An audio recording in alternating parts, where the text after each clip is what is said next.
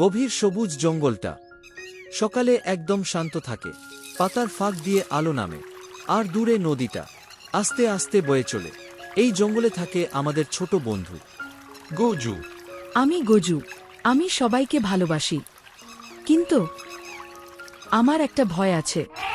ওরা সবাই পানিতে খেলছে, আর আমি শুধু তাকিয়ে থাকি। পানি দেখলেই বুকটা কেঁপে ওঠে। যদি আমি ডুবে যাই। ভয়টা গজুর চোখে লুকিয়ে আছে, কিন্তু কেউ এখনো বুঝতে পারেনি। গজু, তুই পানিতে নামিস না কেন? সবাই মজা করছে, তুই একা একা বসে থাকিস। আমি পারি না। আমি চেষ্টা করলে ভয় লাগে। আচ্ছা, বুঝেছি। ভয় পাইস না, বন্ধু আছে মানেই ভয় দূর করতে পাশে থাকা।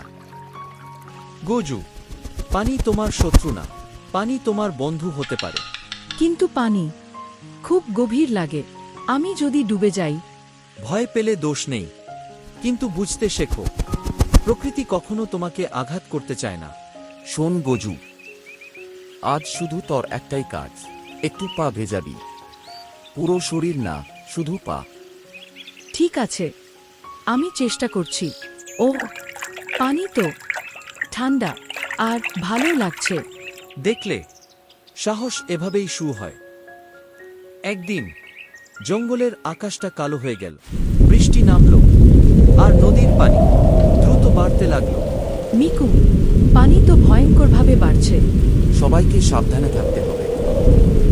চল, উঁচু জায়গায় যাই। গজু, গজু, আমি আটকে গেছি, পানি উঠছে, আমাকে বাঁচা। মিকু বিপদে, এখন সিদ্ধান্ত নিতে হবে।